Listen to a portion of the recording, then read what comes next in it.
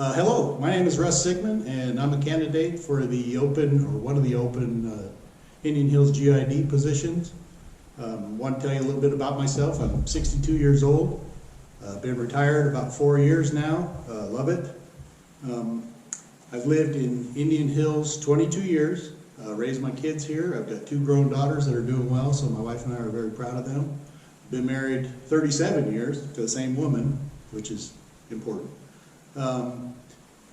For my professional life, I've got a lot of background in mechanical maintenance and rebuilding things. I worked as a Honda mechanic for several years while I was in high school.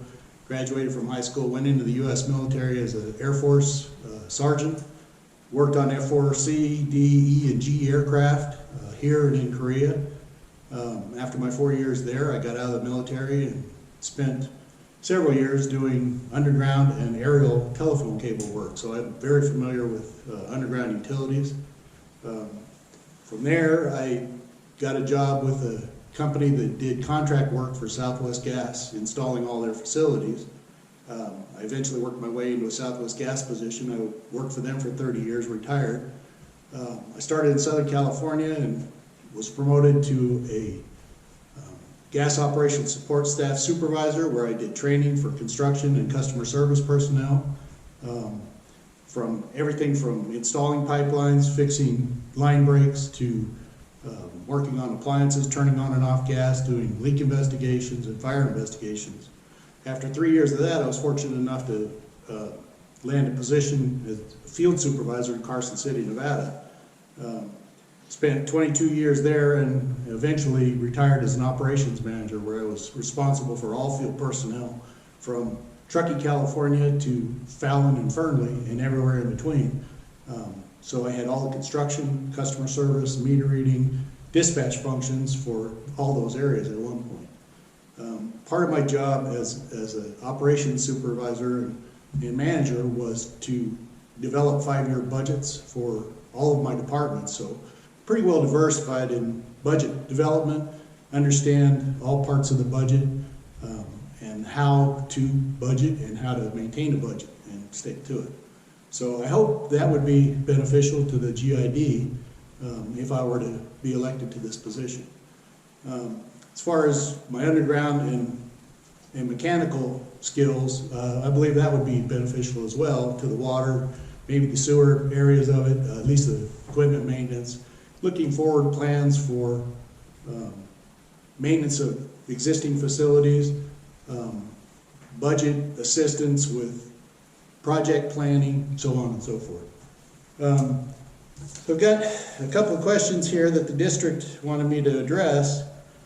The first one is, what do you see as challenges for Indian Hills over the next 4 years, and how would you address them and fund them? One of the challenges I see is that we have a finite tax and customer base, which means we're not going to be adding new customers to increase the tax revenues to do road and park maintenance, or customers that pay water and sewer bills to assist with ongoing maintenance projects or future enhancements to the water and sewer areas.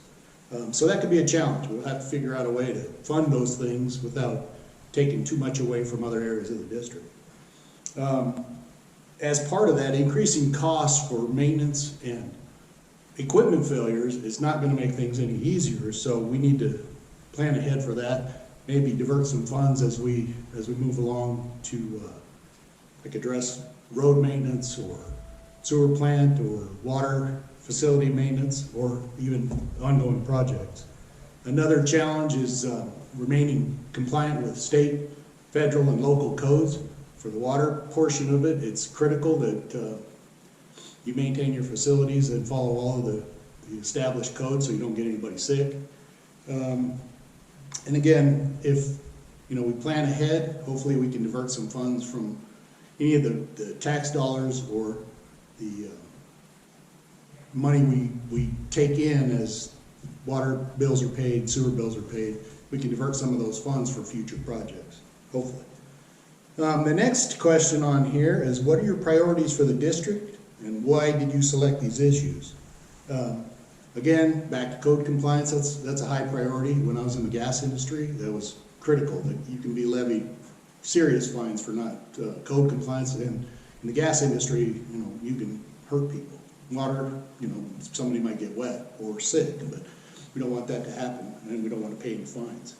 I think ongoing, we need to assess the district assets and look forward to planning for future maintenance issues, equipment failures, so on and so forth, so that we have the funds available should new projects come up or equipment failures happen, and they're going to happen. But a maintenance program ahead of it will minimize those costs because they're not going to get any cheaper going forward. I think one of the critical things is as a district trustee, we need to be aware of issues that people in our neighborhoods see as district issues, and we need to address those, at least bring them forward to the meetings and get some consideration from all the rest of the trustees and the district management to see if that's a legitimate complaint, and if it needs to be addressed, then we need to address it. The third thing on the questions is, do you view a district trustee as a representative of a subdivision or of the district as a whole? And I believe the answer is in the question.